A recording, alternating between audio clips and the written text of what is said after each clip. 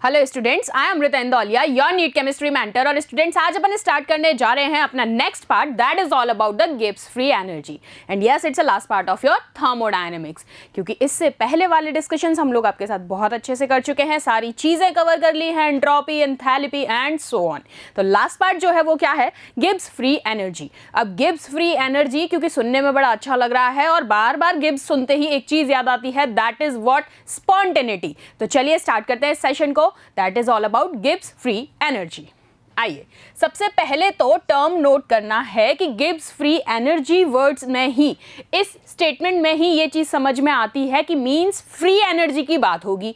और जब वर्ड आ रहा है free energy, that means spontaneous. तो बार बार इस चीज को मैं कहूंगी कि इस चीज में कंफ्यूज होना ही नहीं चाहिए कि किस तरीके का प्रोसेस होगा। स्पॉन्टेनिटी की तरफ जो प्रोसीड करे उसकी हम बात करेंगे गिब्स फ्री एनर्जी के अंदर।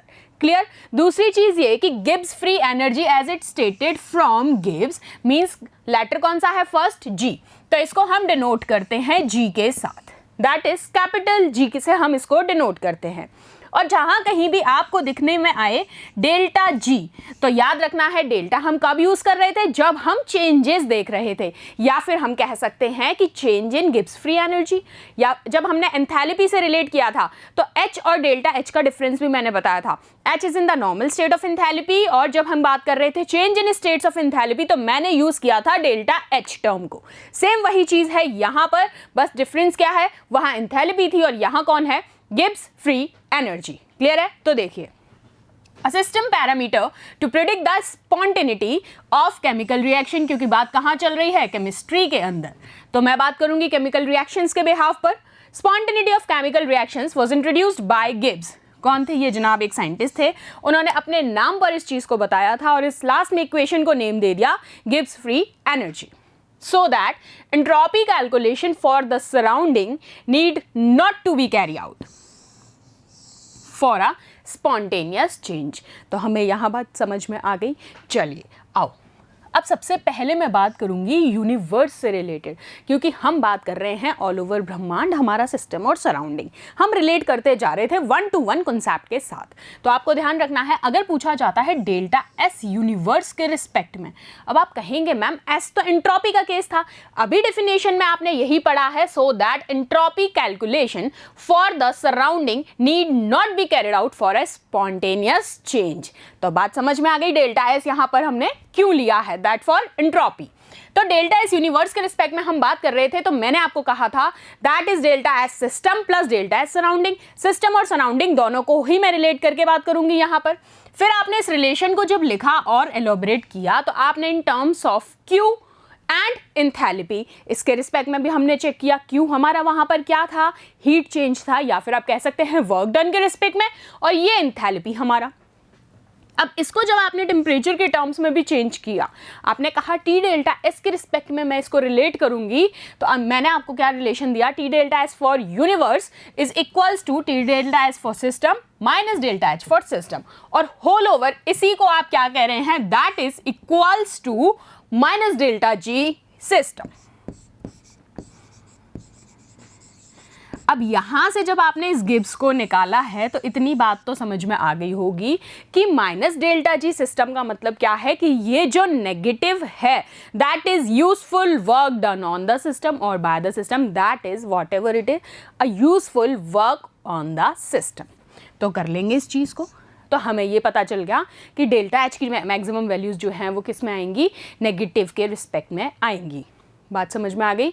एंट्रोपी से कैसे हम गिब्स फ्री स्टेट पे पहुंचे हैं। तो चलो, अब introducing a new thermodynamic function, जिसको मैं बार बार कह रही हूं कैपिटल जी, कहते हैं गिब्स फ्री एनर्जी।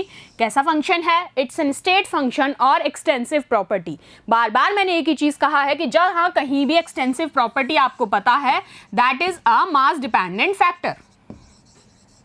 किस पे डिपेंड है? मास डिपेंडेंट फैक्टर है, तो ऑब्वियस वो क्या है? एक्सटेंसिव प्रॉपर्टी है।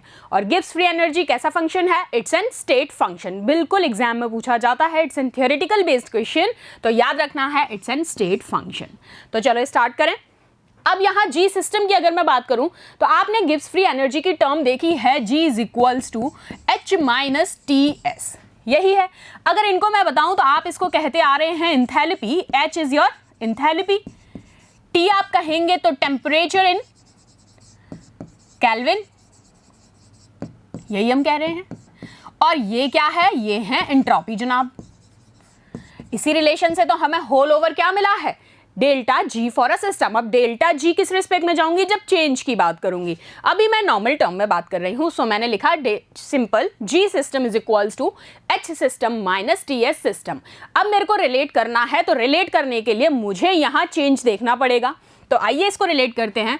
मैंने लिखा delta G is equals to delta H minus T delta S. Relationship हमारे पास आ गया, टर्म्स हमें पता चल गई, H is enthalpy, S is entropy, T is temperature and G is overall Gibbs free energy. आइए, तो अब इसी को अगर सिस्टम के रिस्पेक्ट में लिखा जाए तो आप क्या लिख सकते हैं, सेम फॉर्मूला, सिर्फ आपको क्या लिख देना है, ऑन अ बेस सिस्टम। तो आप कहेंगे delta G system is equals to delta H system minus T delta S system. कर देंगे, कोई दिक्कत नहीं है यहां तक हमें। चलिए, अब अगर इनको कंपेयर करें, आ जाइए, क्या कहा मैंने, अब अगर मैं इनको कंपेयर करती हूं कि सिस्टम को Gibbs free energy for a system और इक्वल्स टू, मैं कंपेयर किससे करूंगी, यूनिवर्स की एंट्रोपी के साथ। तो मैंने लिखा G system is equals to minus T delta S universe. चलिए कंपेयर करेंगे हम। अब कंपैरिजन जब आप करेंगे तो आपको पता चलेगा इन जब जो केसेस आएंगे। पहला केस क्या है, जब आपके पास डेल्टा जी यानी कि गिब्स फ्री एनर्जी का जो चेंज है सिस्टम के अंदर, जब आप कहेंगे वो नेगेटिव है। क्या कहा मैंने, नेगेटिव है। दैट मीन्स व्हाट, जब नेगेटिव है तो आप कहेंगे delta G for a system is lesser than zero. आ गई बात समझ में। और यही चीज हमें पता है कि हमने पहले ही इस चीज को देख लिया है कि नेगेटिव की टर्म्स में है, that means it is less than zero, so the process should be spontaneous. ये लीजिए, क्लियर है।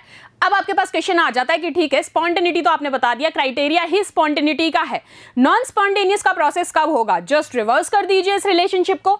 ये लीजिए, इस रिलेशनशिप को आप जैसे ही रिवर्स करते हैं आपके पास सिस्टम क्या आ गया, delta G system is positive and greater than zero for the terms of non spontaneity.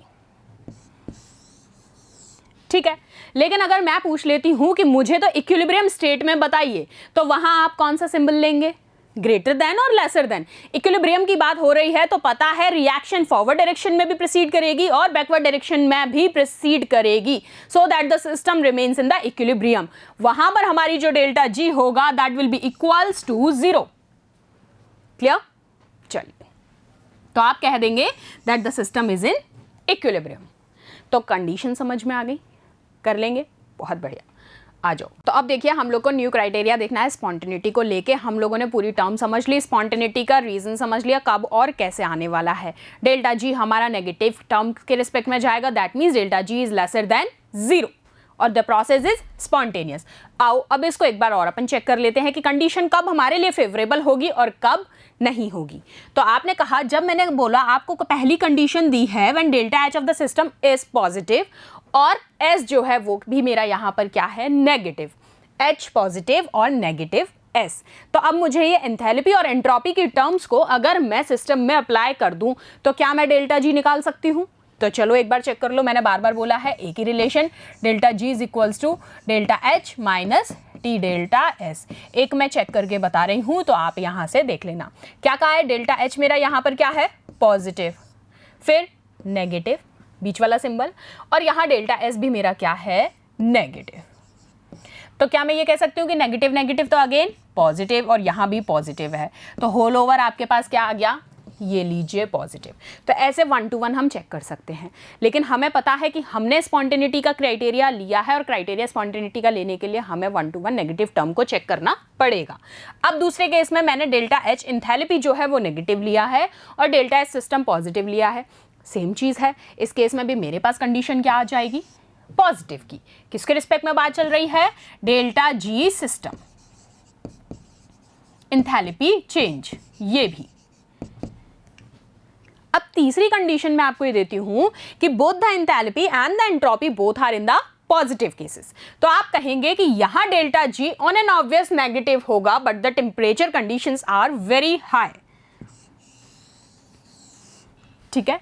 और while in the case of negative, when both the cases are negative, तो आप कहेंगे then the delta G becomes positive at the high temperature conditions. So हमें पता है these are what the criterias for spontaneity. ये कुछ नए criteria हैं जो हमने 1 to 1 चेक करके देखे। तो इस तरीके से भी आप अब इस चीज़ को अप्लाई कर सकते हैं, पॉजिटिव करके भी देख लिया, नेगेटिव करके भी देख लिया, ओवरऑल आपको पता चल गए क्राइटेरियाज फॉर स्पॉन्टेनिटी।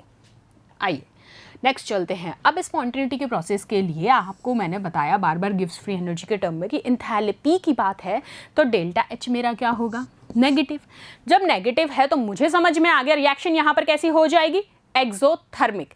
लेकिन ये चीज़ 100% एप्लीकेबल नहीं है, 100% ये एप्लीकेबल नहीं होती, बिकॉज क्योंकि आपको पता है most of the reactions are endothermic also. So मैं नहीं कह सकती कि this is a pure criteria for spontaneity just because of this कि delta H is equals to negative हो गया तो सारी रिएक्शन एक्सोथर्मिक होगी, नहीं, कुछ रिएक्शंस एंडोथर्मिक भी होती हैं।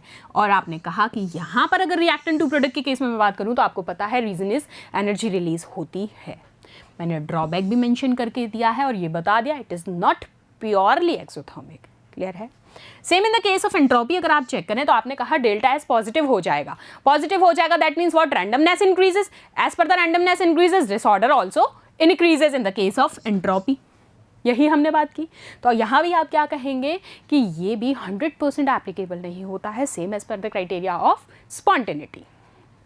ठीक है, आ जाओ अब यहाँ से नेक्स्ट टर्म, अभी मैंने ये आपको सारी चीज़ लिख के बताई कि G is equals to H minus TS क्या होता है, ये मेरा एंट्रोपी है, ये टेम्परेचर है केल्विन में, H जो है वो एंथैल्पी है, और साथ साथ ये भी बताया कि डेल्टा G यानी कि गिब्स फ्री एनर्जी कैसा फंक्शन है, स्टेट फंक्शन है, पाथ पर डिपेंड नहीं करता, it never depends on path, it's in state function. ठीक है, अब स्टेट फंक्शन है तो मुझे ये पता चल गया कि इनिशियल टू फाइनल की बात तो ज़रूर यहाँ पर होगी। और रिएक्टेंट के केस में भी जब एंथैल्पी और उनकी भी बात की थी तो मैंने बताया था रिएक्शन जब भी प्रोसीड करती है तो ठीक है इनिशियल टू फाइनल प्रोसीड करती है, but as per the relation हम उसको कैसे लिखते हैं, reactant for any case final minus initial. तो अब यहाँ किसके रिस्पेक्ट में ले रही हूँ मैं, गिब्स एनर्जी के रिस्पेक्ट में। तो क्या मैं लिख सकती हूँ delta G is equals to GF minus GI। F is for final state and I is for initial state। फिर मैंने आपको एक और चीज़ अभी बताई थी कि it is an extensive property because it is N mass dependent. तो कर लेंगे। एक इंपॉर्टेंट बात जो याद रखनी है वो क्या है कि साइक्लिक प्रोसेस के लिए डेल्टा G हमेशा 0 होगा। स्ट्रेट क्वेश्चन पूछा जाता है, for cyclic process delta G always 0। ठीक है, अब एक नोट, मैंने आपको कहा था डेल्टा G नेगेटिव आएगा, नेगेटिव आएगा means what, negative of useful work of system. वो नेगेटिव क्या है, जो सिस्टम के द्वारा यूजफुल काम किया गया है या यूजफुल कार्य, यूजफुल वर्क किया गया है, that is what delta G in the terms of negativity. तो ये नहीं कि ये कब और क्यों, कर लोगे, इसलिए मैंने स्पेशली मेंटेन किया है इसको एज अ नोट। चलो अब आ जाओ, अब है स्टैंडर्ड फ्री एनर्जी चेंज। अभी तक फ्री एनर्जी चेंज ही था, डेल्टा G चेंज था। अब ये जब इसके ऊपर आपने नॉट लगा दिया डेल्टा G नॉट, ये क्या हो गया, दिस नॉट इज स्टैंडर्ड। अब स्टैंडर्ड की बात करें तो वही राजा का क्राउन, तो ये है G का क्राउन जिसको हमने कह दिया स्टैंडर्ड सेट कर दिया इसने। अब क्या स्टैंडर्ड सेट किया देखते हैं। When the reactants under standard conditions get converted into products which is also under standard condition, then the free energy change is known as delta G naught। और ये एक कांस्टेंट है for 1 mole at 1 bar। Note it down, please note it down। समझ गए, it is a constant for 1 mole at 1 bar. चलो अब Gibbs Helmholtz equation इसी से डराइव हुई थी। क्या थी, जब आप कह रहे हैं बार बार delta G equal to delta H और मैंने एंट्रोपी और टेम्परेचर को रख दिया एक साथ डेल्टा की टर्म्स में। अब यहाँ मैंने कहा जब प्रेशर और टेम्परेचर कांस्टेंट ले लोगे तो आपके पास रिलेशन आ गया ये, that is delta G equals to delta H minus T delta S। इसको आप कहते हैं गिब्स हेल्महोल्ट्ज़ इक्वेशन।